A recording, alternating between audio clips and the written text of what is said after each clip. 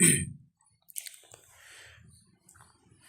છો બધા મિત્રો? મજામાં? ફરીથી આજના નવા લેક્ચરની અંદર આપ તમામ મિત્રોનું ખૂબ ખૂબ હાર્દિક સ્વાગત છે. મિત્રો, કાલે આપણે જે ડાયગ્નોસ્ટિક ટેસ્ટ જોયા એની અંદર જે વેબર ટેસ્ટ છે, પછી રીને ટેસ્ટ છે, જે એક્ઝામમાં ઘણા બધા ક્વેશ્ચન એમાંથી ક્યાંક ને ક્યાંક પૂછાતા હોય છે. તો જોડે જોડે તમે રેગ્યુલરલી વાંચતા રહેજો. જે આપણું કાલે એસેસમેન્ટ ડાયગ્નોસ્ટિક ટેસ્ટની અંદર આપણે કાલે જોયા હતા, જે યરની અંદર, બરાબર. તો જેમ જેમ ચાલે છે જોડે જોડે એમસીક્યુ સોલ્વ થાય છે એમ તમે જોડે જોડે વાંચતા રહેજો, જેથી કરીને તમારું શિડ્યુલ છે એ ડિસ્ટર્બ ના થાય, બરાબર. બધું કાલે આપણે વેબર વિસ્પર ટેસ્ટ જોઈ લીધો, કાલે વેબર ટેસ્ટ જોઈ લીધો, રીને ટેસ્ટ જોઈ લીધો. તો રીને ટેસ્ટ અને વેબર ટેસ્ટની અંદર મિત્રો, વેબર ટેસ્ટમાં શું લેટરલાઇઝેશન ચેક કરવામાં આવે છે કે કંડક્ટિવ હિયરિંગ લોસ છે કે નહીં, બરાબર. જે સાઈડ અફેક્ટેડ ઇયર છે, ટ્યુનિંગ ફોર્ડને વાઇબ્રેટ કરી અને સેન્ટ્રલ પાર્ટ ઉપર મૂકી અને પછી ફોરહેડ ઉપર મૂક્યા પછી એનું જે અફેક્ટેડ ઇયર હશે એની બાજુ એનું લેટરલાઇઝેશન થશે, બરાબર. તો એ આપણે એને કહીશું કંડક્ટિવ હિયરિંગ લોસ. કાલે આપણે ડિટેલમાં એના વિશે ભણી ગયા. અને એના પછી મિત્રો બીજું હતું આપણું રીને ટેસ્ટ, કે રીને ટેસ્ટની અંદર એર કન્ડક્શન અને બોન કન્ડક્શન ચેક કરવામાં આવે છે. તો જે રીને ટેસ્ટની અંદર શું કરશે, ટ્યુનિંગ ફોર્કને વાઇબ્રેટ કરી એનું જે બેઝ પાર્ટ છે અહીંયા માસ્ટોઇડ પ્રોસેસ ઉપર મૂકશે અને પછી થોડો એનો અવાજ ઓડિબલ નહીં થાય ત્યારે એને અહીંયા કાન આગળ લાવવામાં આવશે. તો જે કંડક્ટિવ હિયરિંગ લોસ હશે એને બોન કન્ડક્શન વધારે સંભળાશે એર કન્ડક્શન કરતાં, બરાબર. તો જે રીને ટેસ્ટ એને આપણે પોઝિટિવ કહીશું, નેગેટિવ કહીશું. જે bone conduction greater than air conduction. Normal આપણું કેવું છે કે આપણે ટ્યુનિંગ ફોર્ક વાઇબ્રેટ કર્યું, માસ્ટોઇડ પ્રોસેસ ઉપર મૂક્યું અને પછી અહીંયા આપણે કાનની પાસે લાવીશું. તો કાનની પાસે લાવીશું એ આપણે નોર્મલ પર્સનમાં વધારે સંભળાશે. તો એર કન્ડક્શન ગ્રેટર દેન બોન કન્ડક્શન નોર્મલની અંદર. પણ કંડક્ટિવ હિયરિંગ લોસવાળા પેશન્ટની અંદર શું જોવા મળશે, bone conduction greater than air conduction. એને આપણે રીને ટેસ્ટ નેગેટિવ કહીશું, બરાબર. એની સાપેક્ષમાં વેબર ટેસ્ટની અંદર શું હશે, લેટરલાઇઝ ટુ પુઅર ઇયર, એને આપણે કંડક્ટિવ હિયરિંગ લોસ કહીશું. અને જે સેન્સરી ન્યુરલ હિયરિંગ લોસ છે એની અંદર શું જોવા મળશે, એર કન્ડક્શન ગ્રેટર દેન બોન કન્ડક્શન, એટલે રીને ટેસ્ટ પોઝિટિવ. અને લેટરલાઇઝ ટુ ધ બેટર ઇયર, જે બેટર ઇયર છે એની બાજુ લેટરલાઇઝ છે એને કહીશું સેન્સરી ન્યુરલ હિયરિંગ લોસ. આપણે કાલે ડિટેલની અંદર જોઈ લીધું, ઓડિયોમેટ્રી આપણે જોઈ લીધું. હવે આજથી મિત્રો આપણે ડિસીઝ કન્ડિશન સ્ટાર્ટ કરીએ છીએ. તો એની અંદર ફર્સ્ટ આપણું જે ઓટાઇટિસ મીડિયા, એ મિડલ ઇયરની અંદર ઇન્ફેક્શન ઇન્ફ્લામેટરી પ્રોસેસ થાય છે એને આપણે કહીશું ઓટાઇટિસ મીડિયા. અને એક્ઝામમાં ઘણી બધી વાર આમાંથી ક્વેશ્ચન પણ પૂછાય છે, તો ધ્યાન રાખજો. વન બાય વન આપણે જોઈએ. ઓટાઇટિસ મીડિયા શું છે મિત્રો? It is the inflammatory disease condition in middle ear, એને આપણે કહીશું ઓટાઇટિસ મીડિયા. એના 3 ટાઈપ્સ છે.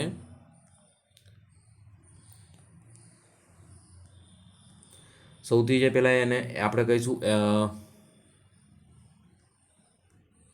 Acute otitis media less than 3 weeks. એટલે સૌથી પહેલાં જે એના 3 ટાઈપ છે total, acute otitis media, sub acute otitis media અને ક્રોનિક ઓટાઇટિસ મીડિયા. એમાં જે ફર્સ્ટ છે acute otitis media less than 3 week.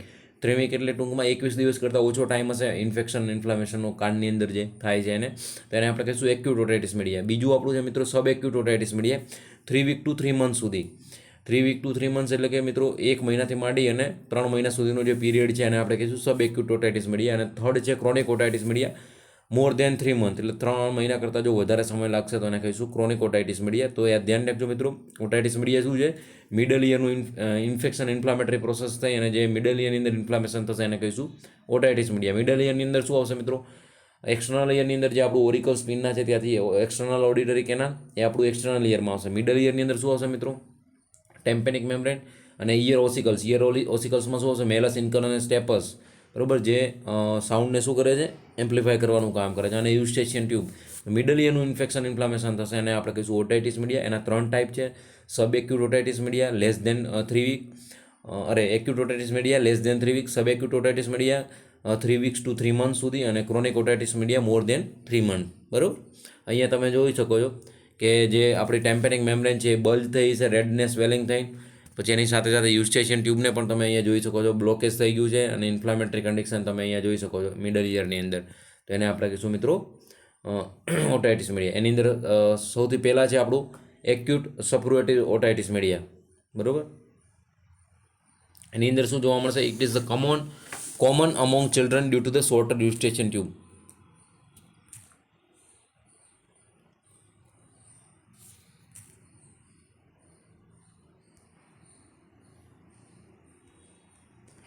મિત્રો આમાં અમુક વાર ટચ થઈ જાય તો એ આમાં તકલીફ થઈ જાય છે.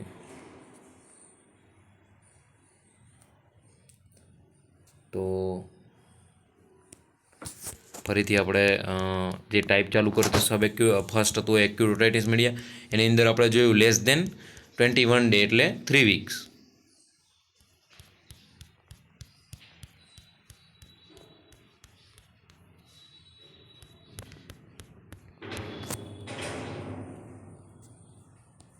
તો એક્ઝામમાં ક્વેશ્ચન પૂછાય એવા છે, તો ધ્યાન રાખજો, આની અંદર ભૂલ ના થાય. એમાં ફર્સ્ટ આપણે ટાઈપ ચાલુ કરીએ મિત્રો. Common among the children due to the shorter Eustachian tube.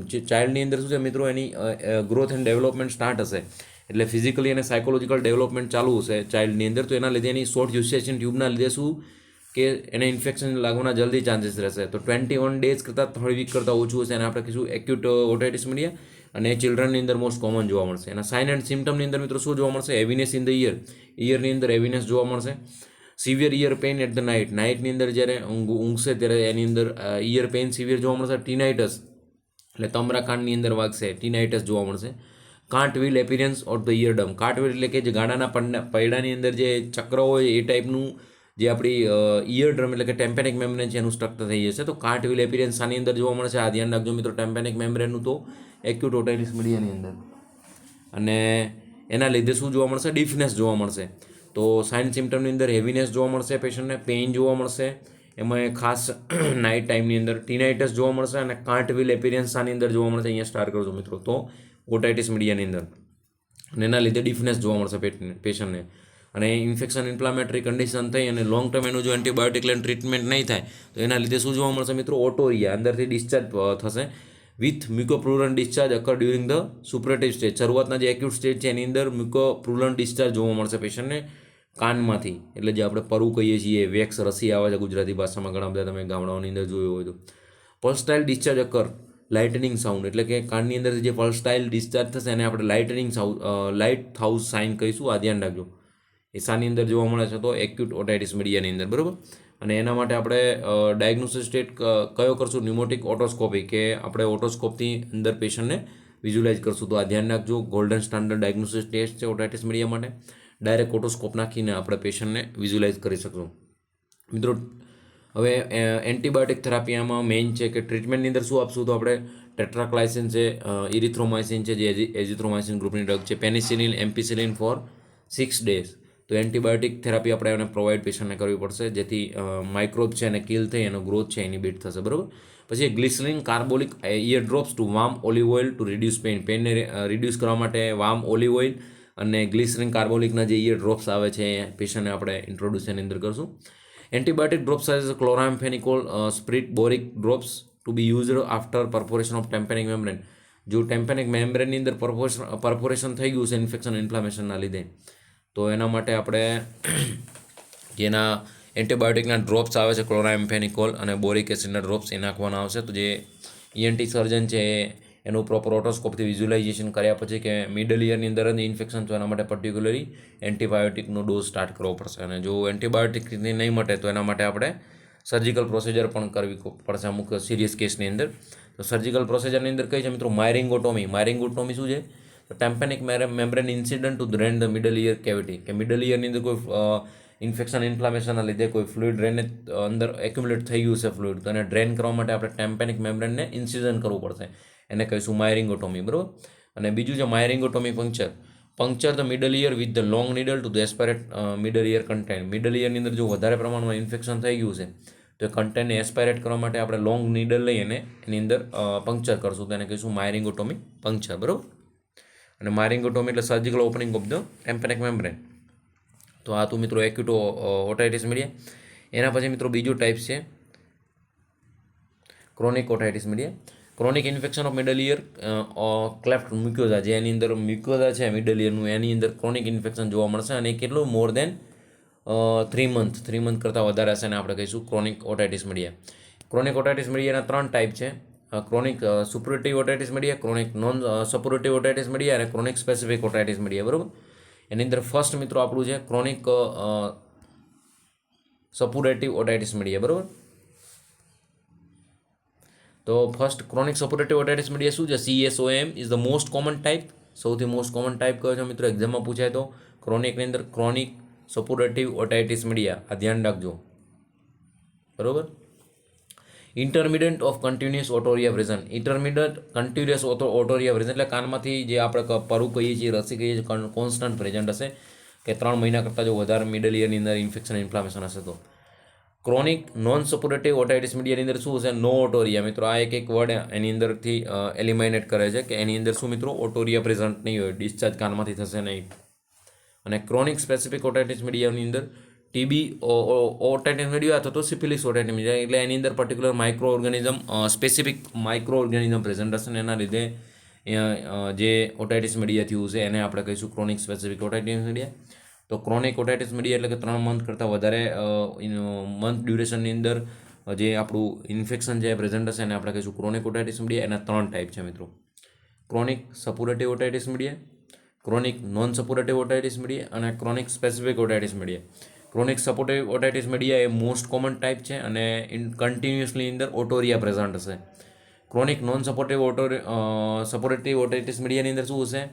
નો ઓટોરિયા. ઓટોરિયા એ પેશન્ટની અંદર પ્રેઝન્ટ નહીં હોય એટલે કે કાનમાંથી ડિસ્ચાર્જ નહીં થાય. અને ક્રોનિક સ્પેસિફિક ઓટાઇટિસ મીડિયાની અંદર કોઈ પર્ટિક્યુલર ડિસીઝ કન્ડિશનના માઇક્રોબ્સ પ્રેઝન્ટ હશે, ટીબી હોય, સિફિલિટિક હોય, એને આપણે કહીશું ક્રોનિક સ્પેસિફિક ઓટાઇટિસ મીડિયા. તો આ ધ્યાન રાખજો.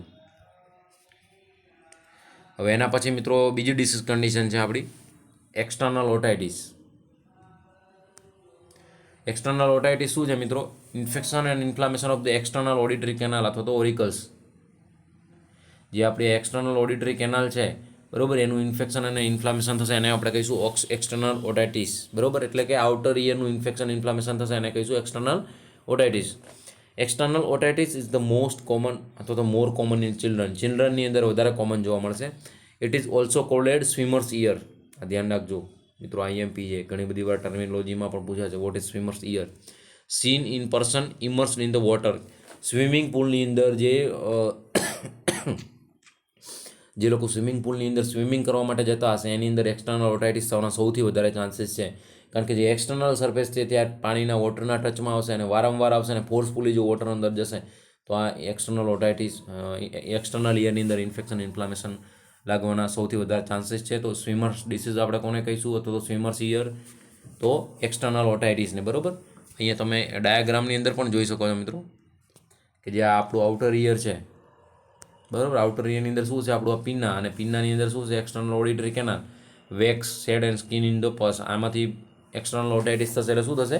પસ બહાર આવશે, ઓટોરિયા જોવા મળશે. Narrowing of the ear canal from inflammation. Infection inflammation થશે તો રેડનેસ, સ્વેલોઈંગ જોવા મળશે. તો રેડનેસ અને સ્વેલોઈંગના લીધે શું થશે? એક્સટર્નલ જે ઓડિટરી કેનાલ છે એ સ્વેલિંગ થઈ જશે એની અંદર, અને એ સ્વેલિંગના લીધે શું થશે? પેશન્ટને પેઇન થશે. તો એક્સટર્નલ ઓટાઇટિસ મીડિયા શું છે? જે કે એક્સટર્નલ ઇયરનું ઇન્ફ્લામેશન છે, ઇન્ફેક્શન છે, એના લીધે પેશન્ટને ચિલ્ડ્રનની અંદર વધારે મોસ્ટ કોમન જોવા મળે છે અને એને આપણે બીજું સ્વિમર્સ ઇયર કહીશું કે જે વારંવાર સ્વિમિંગ કરતા હશે એની અંદર ખાસ જોવા મળશે.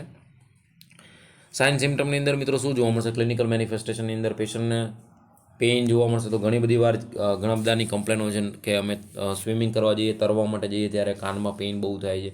તો એ પેઇન ઇન્ફેક્શનના લીધે પણ હોઈ શકે, એ ધ્યાન રાખજો. Pain, itching, redness, oedema, exudative conductive hearing loss. Exudate conductive hearing loss એટલે કે જે એક્સટર્નલ અને મિડલ ઇયરની અંદરથી હિયરિંગ લોસ થઈ શકે છે મિત્રોને આપણે કન્ડક્ટિવ હિયરિંગ લોસ કહીશું. મેં તમને કાલે પણ લાઈવ એમસીક્યુ સોલ્વ કરાય એની અંદર પણ ડિટેલમાં એનાટોમી ભણાવી હતી. એના પહેલાં લેક્ચરની અંદર ફર્સ્ટમાં આપણે ડિટેલમાં એનાટોમી પણ લઈને મૂકી છે કે કન્ડક્ટિવ હિયરિંગ લોસ કોને કહીશું, સેન્સરી હિયરિંગ લોસ કોને કહીશું, એક્સટર્નલ ઇયરમાં શું આવશે, મિડલ ઇયરની અંદર શું આવશે, ઇનર ઇયરની અંદર શું આવશે, સાઉન્ડ વેવનું જે આપણા બોડીની અંદર જે બ્રેઇન છે એની અંદર જે સાઉન્ડ છે એનું ઇન્ટરપ્રિટેશન કઈ રીતે થાય છે, આખી હિયરિંગની પ્રોસેસ કઈ રીતે છે, બોડીમાં બેલેન્સ કઈ રીતે મેન્ટેન થાય છે. તો એ ડિટેલમાં તમે જો લેક્ચર ના ભર્યો તો ભરી લેજો. અને મિત્રો વિડીયોને લાઇક, શેર અને ચેનલને જો હજી સુધી સબસ્ક્રાઇબ ના કર્યું તો કરવાનું રાખજો, જેથી અહીંથી જેવું અપલોડ થાય એવું તમને નોટિફિકેશન મળી જાય તો તમારા જે ફ્રી ટાઈમની અંદર તમે ભરી શકો. બરાબર મિત્રો, મેનેજમેન્ટની અંદર શું આપણે કરશું? એક્સટર્નલ જે ઇયરનું ઇન્ફ્લામેશન છે તો apply heat locally for 20 minute 3 time in day. તો આપણે લોકલની હીટ એપ્લિકેશન છે આપણે પ્રોવાઈડ કરશું પેશન્ટને. એન્ટીબાયોટિક ડ્રોપ્સ તો આપણે ઇન્ફેક્શન છે એટલે નાખવા જ પડશે. એડમિસ્ટર એન્ટીબાયોટિક, કોર્ટિકોસ્ટેરોઇડ અને એનાલ્જેસિક. એન્ટીબાયોટિક જે આપણું ઇન્ફેક્શન છે એને પ્રિવેન્ટ કરીને કિલ કરવા માટે માઇક્રોબ્સને, કોર્ટિકોસ્ટેરોઇડ છે હિલિંગ માટે અને એનાલ્જેસિક છે આપણા પેઇન માટે. તો જે એક્સટર્નલ ઓટાઇટિસ છે કે જે એક્સટર્નલ ઇયરનું ઇન્ફેક્શન કે ઇન્ફ્લામેશન થશે તો એ પેશન્ટને આપણે શું કરશું? એન્ટીબાયોટિક થેરાપીની સાથે સાથે પેઇન કિલર જે ડ્રોપ્સ આવે છે એને સ્ટીરોઇડના ડ્રોપ્સ નાખશે કે જેથી એને લોકલ હીટ એપ્લિકેશન એને એપ્લાય કરશે કે જેના લીધે પેશન્ટને પેઇન ઓછું થશે. તો આ આપણું હતું એક્સટર્નલ ઓટાઇટિસ. ઓટાઇટિસ મીડિયા આપણે જોયું, એની અંદર એક્યુટ ઓટાઇટિસ મીડિયા જોયું, ક્રોનિક ઓટાઇટિસ મીડિયા જોયું, ક્રોનિક ઓટાઇટિસના 3 ટાઈપ જોયા, એનું મેનેજમેન્ટ જોયું, અને હવે આપણે એના પછીનો ડિસીઝ કન્ડિશન છે ઓટોસ્ક્લેરોસિસ.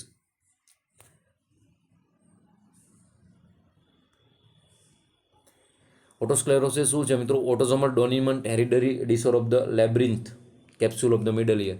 મિડલ ઇયરની જે લેબ્રિન્થ કેપ્સ્યુલ છે એનું ઓટોઝોમલ ડિસઓર્ડર છે, હેરિડિટરી. એના લીધે શું છે? Characterise by the bony overgrowth around the ear ossicles. Malleus, incus અને સ્ટેપિસ છે એની અંદર એક્સ્ટ્રા ગ્રોથ થશે, બરોબર? એને આપણે કહીશું ઓટોસ્ક્લેરોસિસ.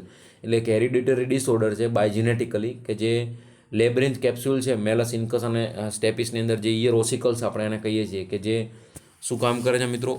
આપણા સાઉન્ડ છે એનું કાલે પણ આપણે ડિટેલમાં એનું લેક્ચર લાઈન ભણ્યા હતા.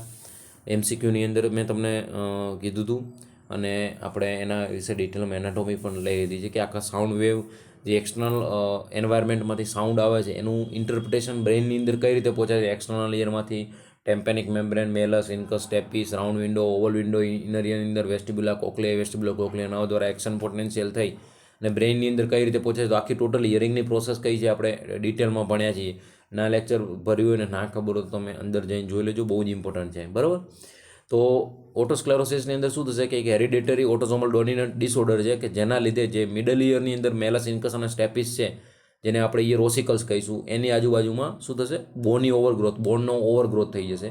અને બોનના ઓવરગ્રોથના લીધે જે એ આપણા મેઇન ઓસિકલ્સ છે એના ઉપર શું આવશે? ફ્રિક્શન થશે, અને એના લીધે પેશન્ટને હિયરિંગ લોસ થશે, બરાબર? અહીંયા તમે ડાયાગ્રામની અંદર જોઈ શકો છો મિત્રો, આ બોની ઓવરગ્રોથ અહીંયા તમે જોઈ શકો છો. બોનનો ઓવરગ્રોથના લીધે ઇયર ઓસિકલ્સ છે એના ઉપર શું થશે મિત્રો? પ્રેશર આવશે, અને એ પ્રોપર કામ નહીં કરે, પ્રોપર એમ્પ્લિફિકેશન નહીં થાય, અને એ મિડલ ઇયરમાંથી ઇનર ઇયરની અંદર સાઉન્ડ જ ટ્રાન્સફર નહીં થાય ઓવલ વિન્ડો, રાઉન્ડ વિન્ડો દ્વારા વેસ્ટિબ્યુલા કોક્લિયાની અંદર, અને વેસ્ટિબ્યુલા કોક્લિયા દ્વારા એક્શન પોટેન્શિયલ થઈ અને સ્ટર્કોસિલિયા સેલ આપણે કાલે બધું જોયું ડિટેલમાં. તો પછી પ્રોપર ઇન્ટરપ્રિટેશન નહીં થાય, અને એના લીધે પેશન્ટને હિયરિંગ લોસ થશે, બરાબર?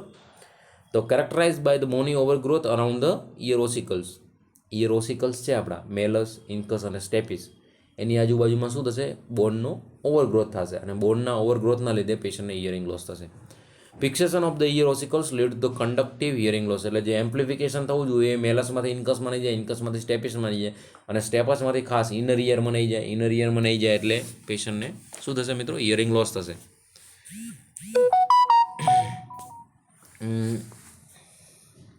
એના પછી મિત્રો છે, if the condition is affecting inner ear cochlear sclerosis it will be lead to sensory neural hearing loss. જો એ બોનનો ઓવરગ્રોથ વધારે પ્રમાણમાં થયો, બોનનું કન્ટિન્યુઅસ વધતું રહ્યું, તો શું થશે? એ અંદરના ઇનર ઇયરને ડેમેજ થશે, અને એ બોન ફોર એક્ઝામ્પલ આ આપણો ઇયર છે, બરાબર? આ આપણી ઓડિટરી કેનાલ છે, આ આપણી ટેમ્પેનિક મેમ્બ્રેન છે, બરાબર? આ મેલસ, ઇન્કસ અને આ સ્ટેપિસ, આ 3 છે. પછી અહીંયા હું સેમી સર્ક્યુલર કેનાલ હશે, આ આપણો મિડલ ઇયર, આ એક્સટર્નલ ઇયર, આ મિડલ ઇયર અને આ ઇનર ઇયર, અને અહીંયા શું છે મિત્રો? વેસ્ટિબ્યુલા અને કોક્લિયાઈ, બરાબર? જો હવે અહીંયા એડિટરી જે આપણી શું છે યુસ્ટેશન ટ્યુબ, એની બાજુમાં મિડલ ઇયરની અંદર બોનનો ઓવરગ્રોથ થાય છે, તો આ મેલસ, ઇન્કસ, સ્ટેપસ ઉપર તો પ્રેશર આવશે જ. પણ જો બોનનો ગ્રોથ વધારે વધતો રહ્યો ના ઇનર ઇયરની અંદર પણ આવી ગયો, અહીંયા પણ આ કોક્લિયા વેસ્ટિબ્યુલાઈને જો ડેમેજ કરશે તો શું થશે? સેન્સરી ન્યુરલ હિયરિંગ લોસ પણ થશે. એક્સટર્નલ ઇયર અને મિડલ ઇયરની અંદર કોઈ ઇન્ફેક્શન, ઇન્ફ્લામેશનના લીધે જો હિયરિંગ લોસ થશે તો એને આપણે કહીશું, આ પાર્ટની અંદર એને કહીશું એક્સટર્નલ અને મિડલને કન્ડક્ટિવ હિયરિંગ લોસ. પણ આ ઇનર ઇયરની અંદર જો હિયરિંગ લોસ થશે, આ ઇનર ઇયરની અંદર, તો એને શું કહીશું? Sensory neural hearing loss. તો જો બોની ઓવરગ્રોથ મિડલ ઇયરમાંથી જો ઇનર ઇયર સુધી જો પહોંચી ગયો, બોનનો ઓવરગ્રોથ વધારે પડતો, તો શું થશે? એના લીધે સેન્સરી ન્યુરલ હિયરિંગ લોસ પણ થશે.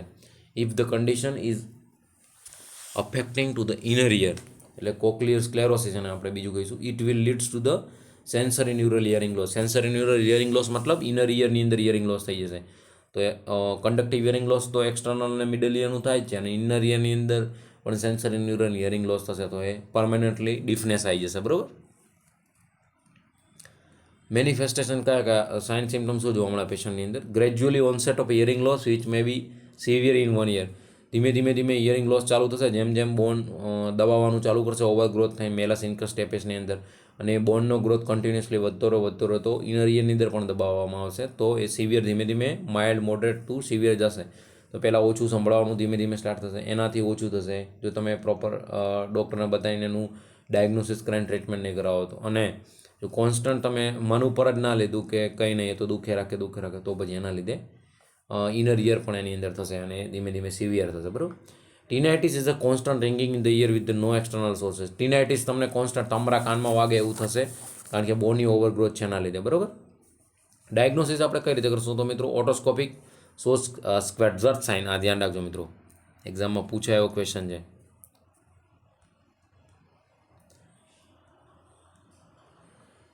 ઓટોસ્કોપી તમે કરશો, ઓટોસ્કોપથી વિઝ્યુલાઇઝ કરશો તો શું જોવા મળે? સ્ક્વાર્ટર્સ સાઇન, એટલે reddish blue colour of the tympanic membrane. Tympanic membrane પહેલી ગ્રે કલરની હોય, એની જગ્યાએ શું થઈ જશે?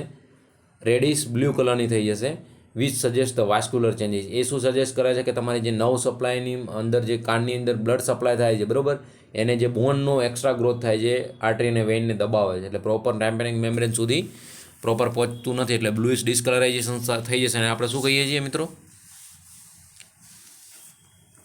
બ્લુ ડિસ્કલરાઇઝેશન સ્કિન થઈ જાય અને આપણે શું કહીએ છીએ? કોમેન્ટમાં લખજો અવશ્ય.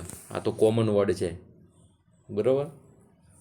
એના ભેગું ટિશ્યુમાં પ્રોપર ઓક્સિજન નહીં પહોંચે, બ્લડ સપ્લાય પેલું થાય છે, તો એને કહીશું હાઇપોક્સિયા, બરાબર. અને બ્લુઇશ ડિસ્કલરાઇઝેશન સ્કિન થશે, એને શું કહીશું?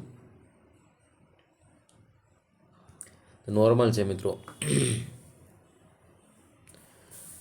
એના પછી મિત્રો છે pneumo otoscopy to rule out other reason for hearing loss. તો એના માટે આપણે ડિટેલમાં જો અંદર ડાયગ્નોસ કરવા માટે પછી અંદર પર્ટિક્યુલર ટેસ્ટ કરવા પડશે. ઓડિયોમેટ્રી, વેબર ટેસ્ટ, રીને ટેસ્ટ પણ કરશે. વેબર ટેસ્ટની અંદર ટ્યુનિંગ ફોર્કને ફોરહેડ ઉપર મૂકી અને રીને ટેસ્ટની અંદર માસ્ટોઇડ પ્રોસેસ ઉપર અને એરની અંદર આપણે ઇયરની નજીક રાખશે. તો એમાંથી કંડક્ટિવ હિયરિંગ લોસ છે કે સેન્સરી ન્યુરલ હિયરિંગ લોસ છે એ ફાઇન્ડ આઉટ થઈ જશે. તો audiometry, Weber test, sound is heard more in the ear with the conductive hearing loss. Conducting hearing loss વાળું પેશન્ટ હશે, એની અંદર આપણે વેબર ટેસ્ટ કરશું તો શું અહીંયા ફોરહેડ ઉપર મૂકશું તો શું થશે? લેટરલાઇઝેશન થશે, જે સાઈડ હશે એને આપણે કહીશું કંડક્ટિવ હિયરિંગ લોસ. અને રીને ટેસ્ટ જો નેગેટિવ આવશે તો એ કંડક્ટિવ હિયરિંગ લોસ જ હશે, કારણ કે bone conduction greater than and conduction. તમે ટ્યુનિંગ ફોર્ક વાઇબ્રેટ કર્યું, માસ્ટર્ડ પ્રોસેસ ઉપર મૂક્યું, પછી એનો અવાજ સંભળાતો બંધ થઈ ગયો, એટલે તમે અહીંયા લાવશો તો પેશન્ટને કાનની નજીક લાવો, એ સંભળાય એના કરતાં અહીંયા મૂકશો, બોન કન્ડક્શન વધારે સંભળાશે.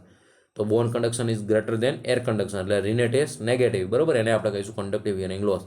આપણે ડિટેલમાં ભણાવી દીધું. આ બહુ જ ઇમ્પોર્ટન્ટ છે મિત્રો. Rinne test, Weber test, whisper test, બરાબર, કંડક્ટિવ હિયરિંગ લોસ, પછી સેન્સરી ન્યુરલ હિયરિંગ લોસ. તો આ ધ્યાન રાખજો, એક્ઝામના પર્પઝથી બહુ જ ઇમ્પોર્ટન્ટ ટોપિક છે. હવે મેનેજમેન્ટ મિત્રો એનું શું કરશું? તો removal of the bony overgrowth surrounding the ear ossicles, partial અથવા તો કમ્પ્લેટ સ્ટેબડક્ટોમી વિથ પ્રોસ્ટનેસિસ, એને આપણે કહીશું ફ્રાનેસ્ટેશન. તો જે બોની ગ્રોથ થયો છે એ બોની ગ્રોથને આપણે ઓપનિંગ કરી સર્જિકલી અને એને રિમૂવ કરશું, બરાબર. પાર્શિયલી અથવા તો complete removal of the Boney growth જે ઓસિકલ્સની આજુબાજુમાં થયો છે, તો એનું સર્જિકલી મેનેજમેન્ટ સિવાય બીજું કોઈ ઓપ્શન નથી. Post operative care by the following fenestration. Inform the client then initially hearing will be poor and it will be improved as edema resolve. એટલે ક્લાયન્ટને આપણે આખી પ્રોસિજર સમજાવવાની છે કે આ રીતના તમારા કાનની અંદર હાડકાનો ગ્રોથ થોડો થયો છે, એના માટે આપણે એને સર્જિકલી ઓપનિંગ કરી અને એને રિમૂવ કરવું પડશે, જેથી તમારું જે સંભળાવવાનો પ્રોબ્લેમ છે, ઇસ્યુ છે હિયરિંગ લોસનો, એ સોલ્વ થઈ જશે. Assist the client in ambulation as there is the chance of vertigo. જ્યારે પેશન્ટ એમ્બ્યુલેટ હશે તો વર્ટિગો એટલે ચક્કર આવવાની શક્યતા છે, તો એના માટે આપણે પેશન્ટને હેલ્પ કરીશું. Instruct the patient to slowly move the head in order to prevent vertigo. પેશન્ટને એકદમ ધીમે ધીમે ચાલવાનું કહીશું, જેથી એનું બેલેન્સ મેન્ટેન રહે. બોડીની અંદર એક્સટર્નલ ઇયર, મિડલ ઇયર, એમાં ખાસ મિડલ ઇયરની અંદર જે યુસ્ટેશિયન ટ્યુબ છે એ પ્રેશર મેન્ટેન કરવાનું કામ કરે છે, અને ઇનર ઇયરની અંદર જે એન્ડોલિમ્ફ, પેરીલિમ્ફ, સેમિસર્ક્યુલર કેનાલ, આ બધામાં જે ફ્લુઇડ હોય છે એ ફ્લુઇડ તમારા બોડીના પોસ્ચર અને ગેટ પ્રમાણે મૂવમેન્ટ થશે, રાઇટ લેફ્ટ, બરાબર. તો એના માટે તમારે શું, જે ચાલો છો, જે પેશન્ટની અંદર ઓટાઇટિસ મીડિયા છે એની અંદર પણ વર્ટિગો આવવાના ચાન્સીસ છે, જો વધારે પડતું ઇન્ફેક્શન, ઇન્ફ્લામેશન, સિવિયરિટી થઈ જશે તો, બરાબર. તો પેશન્ટને આપણે બેલેન્સ મેન્ટેન એના માટે હેલ્પ કરીશું. Instruct the client two avoid સ્નીઝિંગ, coughing, sudden change in position. કેમ કે બેલેન્સ મેન્ટેન રહીને તમે સ્નીઝિંગ એટલે જોરથી કફ આવશે તો તમારું પ્રેશર અંદર હલશે, ફ્લુઇડ કફિંગ વધારે જોરથી તમે ખાંસી લેશો અને સડન તમારી પોઝિશન અચાનક બેઠા છો ઇન્સ્ટન્ટલી તમે ઊભા થવા જશો તો પણ ફ્લુઇડ શિફ્ટ થશે. એના લીધે શું થશે, પેશન્ટને વર્ટિગો આવવાની ચાન્સીસ રહેશે. Nose blowing, straightening and high altitude because this may increase the pressure in the middle ear and infusion. High જે ફોર એક્ઝામ્પલ હાઈ ઊંચાઈવાળું કોઈ બી વસ્તુ કામ કરવાનું હોય કે તમારે ઊંચાઈ ઉપર ચડવાનું હોય એવા કામ જે આપણે ઓછા કરવાના અને એ પેશન્ટને આપણે બિલકુલ પ્રિવેન્ટ કરવાનું કહીશું. એને કારણ કે જેમ જેમ વધારે ઊંચાઈ ઉપર જશે, હાઈ અલ્ટિટ્યૂડ ઉપર જશે એટલે મિડલ ઇયરની અંદર શું થશે, પ્રેશર વધશે તો વર્ટિગો આવવાના ચાન્સીસ રહેશે. જે આ નોટોસ્ક્લેરોસિસવાળું પેશન્ટ છે કે જેની અંદર જીનેટિકલી ડિસઓર્ડર છે કે મિડલ ઇયરના જે ઓસિકલ્સ છે એની બાજુ બોની ઓવરગ્રોથ થશે, એના લીધે કન્ડક્ટિવ હિયરિંગ લોસ જશે. અને જો વધારે ને વધારે બોનનો ગ્રોથ થયો અને ઇનર ઇયરની અંદર પણ પહોંચી ગયો અને વેસ્ટિબ્યુલો કોક્લિયાની અંદર પણ એને કમ્પ્રેશન આપ્યું તો ઇનર ઇયરની અંદર સેન્સરી ન્યુરલ હિયરિંગ લોસ પણ થશે. બરાબર, તો આ ધ્યાન રાખજો. તો પેશન્ટને આપણે આખી ડિસીઝ કન્ડિશન ઇન્ફોર્મ કરશું.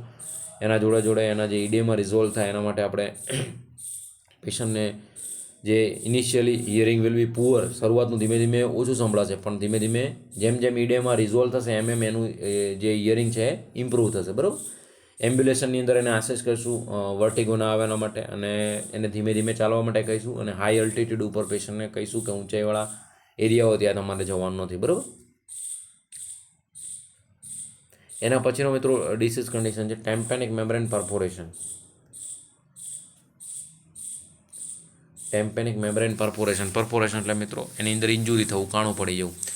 તો રપ્ચર અથવા તો perforation of the tympanic membrane, rupture અથવા તો perforation of the tympanic membrane is caused by the infection અથવા તો ટ્રુમા. કાનની અંદર કોઈ ઇન્જુરી થઈ છે, ઇન્ફેક્શન થયું છે, એના લીધે જે આપણી પડદો જે આપણે કહીએ ફાટી ગયો છે, કાણું પડી ગયું છે, શું છે ટેમ્પેનિક મેમ્બ્રેન પરફોરેશન ગુજરાતી ભાષામાં. જે લોકોને ખબર ના પડતી હોય એ એકદમ સાવ એવા વર્ડનો યુઝ કરે. આપણે મેડિકલ ટર્મિનોલોજીની અંદર મિત્રો વાત કરવાની, મેડિકલ ટર્મિનોલોજી આપણે ભણીએ છીએ આ લેવલે, આપણે ભણતા હોય તો આપણે એટલી તો અપેક્ષા રાખી શકીએ એટલીસ્ટ ટર્મિનોલોજી યુઝ કરીને વાત કરે. બાકી તો કાનનો પડદો ફાટી ગયો એમ તમે ગામડાની અંદર સાંભળતા હશો, તમે ખુદ એમ કહો કાનનો પડદો ફાટી ગયો તો ભાઈ કોઈ ભણવાનો મતલબ નથી. બરાબર, એટલે થોડું મેડિકલ ટર્મિનોલોજી યુઝ કરવાની. તો ટેમ્પેનિક મેમ્બ્રેન પરફોરેશનની અંદર શું થશે કે ટેમ્પેનિક મેમ્બ્રેનની અંદર કોઈ ઇન્જુરી, ઇન્ફેક્શન, ઇન્ફ્લામેશન લીધે પરફોરેટ થઈ જશે, એની અંદર ક્રેક પડી જશે, કાણું પડી જશે. કોઝિસ કયા હોઈ શકે, કોઈ ઇન્જુરી થઈ શકે, કોઈ ઇન્ફેક્શન, ઇન્ફ્લામેશનના લીધે, કોઈ ફોરેન બોડી આવી એના લીધે થઈ શકે છે. તમે આખો દડો અમુકને હળી કરવાની ટેવ હોય, પેન લઈને બેઠા હોય અંદર ગોખવાની ટેવ હોય અથવા તો કોઈ બીજું સાપ ઇન્સ્ટ્રુમેન્ટ હોય એ તમે અંદર નાખતા હો અને એના લીધે પ્રેશરથી અંદર જતું રહે તો શું થાય, foreign body such as a pointed object. એ જ કહેવા માગું છું તમને કે હળી કરવાની જે તમને ટેવ હોય ને તો એ મૂકી દેજો. સ્કલ ફ્રેક્ચર, કોઈ ઇન્જુરી થઈ હોય એના લીધે સ્કલ ફ્રેક્ચરના લીધે પરફોરેટ થઈ શકે. ટ્રુમા, રિમૂવલ ઓફ ઇયર વેક્સ. મેં તમને કાલે પણ કીધું હતું કે તમે ગામડાની અંદર અમુક જગ્યાએ જશો કે જ્યાં નોન એજ્યુકેટેડ પબ્લિક હશે ત્યાં પેલા મેલ કાઢવાવાળા આવે છે, એક કાર્ડના 10 રૂપિયા કે 20 રૂપિયા લેતા હોય છે. એ આટલું શાર્પ ઓબ્જેક્ટ લઈને અંદરથી તમને મેલ કાઢીને અહીંયા હાથ ઉપર બતાવતા હોય તો એ શું છે મિત્રો, એ નોન પ્રેક્ટિસ માણસો છે, એમને ખબર નથી હોતી કે આવું પણ ઇયરની અંદર સ્ટ્રક્ચર હોય છે અને એ લોકો મેલ તમને કાઢીને આમ અહીંયા ચોંટાડીને બતાવતા હોય છે. તો એવું મેલ એવું કંઈ હોતું જ નહીં. એક વન ટાઈપ ઓફ સિરુમેન ગ્લાન્ડ છે, એ વેક્સ પ્રોડ્યુસ કરતી હોય છે અને આપણા અંદર બહારનું જે એક્સટર્નલ એન્વાયરમેન્ટમાંથી જે આ ડસ્ટ છે, પાર્ટિકલ્સ છે, એ અંદર છેક મિડલ ઇયર અને ઇનર ઇયરમાં ના જાય એના માટે વેક્સ પ્રોડ્યુસ કરીને એને ત્યાં મીણ આકારનું હોય એટલે એમાં બધું ચોંટી જાય અને એના લીધે આપણે અંદર ના જાય, ઇન્ફેક્શન, ઇન્ફ્લામેશન ના થાય. એક સેફ્ટીના પર્પઝથી છે. તો જે મેલ કરીને બધા કાઢે છે એમાં ક્યાંય પડવું નહીં, નહીં તો કોઈક દિવસ આ તમારે ટેમ્પેનિક મેમ્બ્રેન પરફોરેટ થઈ અને પડદો ફાટી જશે તમારી ગુજરાતી ભાષામાં, તો એ ધ્યાન રાખજો. બરાબર મિત્રો, ટેમ્પેનિક મેમ્બ્રેન પરફોરેટ થઈ જશે તો શું જોવા મળશે, પેશન્ટને સિવિયર ઓટાલ્ગિયા, ઇયર પેઇન જોવા મળશે, ફૂલનેસ ઓફ ડિસ્કમ્ફોર્ટેડ, કાનની અંદર એમને મજા નહીં આવે, ડિસ્કમ્ફોર્ટ લાગશે. Blood stain discharge from the ear, કાનમાંથી લોહી પણ અમુક વાર આવશે. Hearing loss, vertigo and tinnitus, તમરા વાગશે કાનમાં, કંઈ સંભળાશે નહીં અને વર્ટિગો જોવા મળશે પેશન્ટને, ચક્કર આવી અને પેશન્ટ શું થશે એને પડી જશે.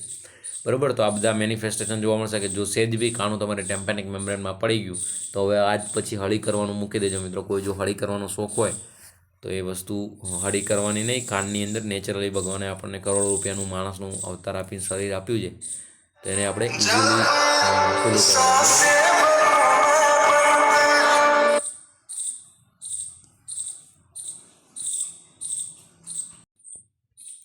તો મિત્રો કાનની જે નોર્મલી જે આપણને ટેવ છે જ્યારે ખાધા પછી પણ અમુક વાર આપણે ને એમાં ખાસ હોટલમાં ગયા હોય ને પેલું સાફ કરવા માટે તમને આપે છે એ પછી તમે ઇયરમાં નાખતા હોય તો એ ધ્યાન રાખવાનું, જેના લીધે ટેમ્પેનિક મેમ્બ્રેન પરફોરેટ થવાના ચાન્સીસ છે. તો એ ના થાય એના માટે આપણે એક મેડિકલ પર્સન થઈને ધ્યાન રાખવું જોઈએ. ડાયગ્નોસિસની અંદર મિત્રો જો ટેમ્પેનિક મેમ્બ્રેન પરફોરેટ થઈ જશે તો આપણે બહારથી ઓટોસ્કોપ નાખીને જ્યારે વિઝ્યુલાઇઝ કરશું તો એ શું થઈ જશે, તમને રીતસરનું એની અંદર જોવા મળશે, બ્લેડિંગ અમુક કન્ટેન્ટ પણ જોવા મળશે. પછી અંદરથી તમને ડિસ્ચાર્જ થતું હશે કાનની અંદરથી ઓટોરિયા, એ પણ તમને જોવા મળશે. તો ઓટોસ્કોપી આપણે કરી શકીએ, ટેમ્પેનોગ્રામ પણ કરી શકીએ અને ઓડિયોમેટ્રી પ્રોસિજર પણ કરી શકીએ કે ડાયગ્નોસ્ટિક ઇવેલ્યુશન માટે એકચ્યુઅલ ટેમ્પેનિક મેમ્બ્રેન પરફોરેટ છે કે નહીં. તો એક ટેમ્પેનોગ્રામ, એની અંદર ટેમ્પેનિક મેમ્બ્રેન છે એનું વિઝ્યુલાઇઝ કરવામાં આવશે. ઓડિયોમેટ્રીની અંદર જે આપણે એક રૂમ હોય એની અંદર પેશન્ટને ઓડિયોમેટ્રી ટેસ્ટ કરવામાં આવે છે, સાઉન્ડના બધા વેવ અને સ્પીક આપીને સાંભળવામાં. આપણે ડાયગ્નોસ્ટિક ઇવેલ્યુશનની અંદર જોઈ લીધું કે એક સાઉન્ડ પ્રૂફ રૂમની અંદર પેશન્ટને બેસાડી અને મ્યુઝિકલ ટોન અને સ્પીચ બંને સંભળાવવામાં આવે છે. અને જો ટેમ્પેનિક મેમ્બ્રેનની અંદર પરફોરેશન થયેલું હશે તો પ્રોપર સાઉન્ડનું જે એક્સટર્નલ ઇયરમાંથી મિડલ ઇયર સુધી જે વાઇબ્રેશન થઈને અંદર કન્વર્ટ થવું જોઈએ એ થશે નહીં, એટલે પેશન્ટને કંડક્ટિવ હિયરિંગ લોસ જોવા મળશે. બરાબર. મેનેજમેન્ટ એની અંદર શું કરી શકીએ, તો યુઝ્યુઅલી પરફોરેટ ટેમ્પેનિક મેમ્બ્રેન હેલ્પ સ્પોન્ટેનિયસલી. જો એની હીલ એની સ્પોન્ટેનિયસલી થઈ જાય, જો નાનું કાણું હોય, નોર્મલી તમે નાની સળી કરી હોય તો, જો મોટી સળી કરી હોય તો પછી એને આપણે સર્જરી કરવી પડે, ટેમ્પેનોપ્લાસ્ટી. બરાબર. Lesion which do not heal need to be treated surgically which is tympanoplasty. બરાબર. એને ટેમ્પેનોપ્લાસ્ટી આપણે કરી અને પેશન્ટને સર્જિકલી ઓપરેટ કરી અને પેશન્ટને એને રિપેર કરવી પડે ટેમ્પેનિક મેમ્બ્રેન, તો એને આપણે કહીશું ટેમ્પેનોપ્લાસ્ટી. બરાબર. નોર્મલી જો માઇનોર કોઈ પરફોરેટ થઈ ગયું હોય, પરફોરેશન થયું હોય તો એ ઓટોમેટિકલી નેચરલી કુદરતી હીલ થઈ જાય છે, પણ જો ના થાય તો એના માટે આપણે ટેમ્પેનોપ્લાસ્ટી કરાવવું પડશે. બરાબર. તો મિત્રો આ આપણા નાના ડિસીઝ કન્ડિશન, એમાં ખાસ ઓટાઇટિસ મીડિયા છે અને એક્સટર્નલ ઓટાઇટિસ, એ ધ્યાન રાખજો. એક્ઝામમાં ક્યાંક ને ક્યાંક આમાંથી ક્વેશ્ચન પૂછાતા હોય છે, તો એના રિલેટેડ તમે MCQ સોલ્વ કરવાનું રાખજો. અને જોડે જેમ લેક્ચર અપલોડ થાય છે એમ કન્ટિન્યુટી ભરવાની રાખજો, જેથી કરીને કે આપણે શું કહેવાય, બ્રેક ના તૂટે આપણી. કન્ટિન્યુટી, પેશન્સ અને હાર્ડવર્ક, આ 3 વસ્તુ રાખજો. અને જો ચેનલને હજી સુધી મિત્રો સબસ્ક્રાઈબ ના કરી હોય તો અવશ્ય કરી દેજો, જેથી કરીને જેવી અહીંથી લેક્ચર અપલોડ થાય એવું તમારા સુધી પહોંચી જાય. બરાબર. તો જોડે વાંચતા રહેજો, હાર્ડવર્ક કરતા રહેજો. અને ફરીથી કાલે આપણે મિનિયસ ડિસીઝથી આગળ નવું સ્ટાર્ટ કરશું ડિસીઝ કન્ડિશનની અંદર, કે ફટાફટ બને એટલે આપણે બધી ડિસીઝ કન્ડિશનો પૂરી કરી અને દરેક સિસ્ટમો પૂરી કરી અને બને એટલું વધારેમાં વધારે કન્ટેન્ટ સોલ્વ કરીને MCQ સોલ્વ કરાવવાની છે. કે અબકી બાર 1903 પારની લડાઈમાં તમે અને તમારા મા બાપનું જે સપનું છે, આપણે એક સીટ બુક કરવાનું, એ આપણે સાથે મળીને 100% બુક કરીશું. તો ફરીથી કાલના લેક્ચરની અંદર મળીશું મિત્રો. અને તમારા જે કલીગ્સ ગ્રુપ છે, કોલેજનું ગ્રુપ હોય, જે તમારા સ્ટુડન્ટનું મિત્રોનું ગ્રુપ હોય કે જે એક્ઝામની તૈયારી કરતા હોય, એની અંદર એક પુણ્યનું કામ કરનાર વિડીયો શેર કરજો, તો એમના સુધી આ બધા ડિસીઝ કન્ડિશન પહોંચે ને ભણે તો ક્યાંક ને ક્યાંક એમને હેલ્પરૂપ થશે. આપણે નિસ્વાર્થ ભાવે આખા ગુજરાતમાં એક ઝુંબેશ ઉઠાવીએ તો એ એમને ક્યાંક ને ક્યાંક અબકી બાર 1903 પારમાં 2025ની દિવાળી આપણે તમે અને હું સાથે મળીને તમારા ઘરમાં રોશનીનો દીવો બુજાય એવી આપણે કોશિશ કરીશું. રોશનીનો દીવો આપણે ઉજ્જવળ થાય, તમારા ઘરની અંદર એક ઇન્કમનો સોર્સ ઊભો થાય અને તમે એક ગવર્મેન્ટ જોબ સિક્યોર કરો. એટલા માટે તમે અને તમારા મા બાપનું સપનું સાકાર થાય એના માટે આપણે મિત્રો મહેનત કરી રહ્યા છીએ. તો તમામ મિત્રોનો ફરીથી ખૂબ ખૂબ આભાર. વાંચતા રહેજો, કન્ટિન્યુટી, હાર્ડવર્ક અને મિત્રો પેશન્સ, 3 વસ્તુ સાથે કન્ટિન્યુઅસલી રાખજો. વધારેમાં વધારે MCQ સોલ્વ કરજો અને રેગ્યુલર લેક્ચર ભરજો. ફરીથી મિત્રો કાલે નવા ડિસીઝ કન્ડિશનની અંદર મળીશું. ખૂબ ખૂબ આભાર બધા મિત્રોનો. જય દ્વારકાધીશ.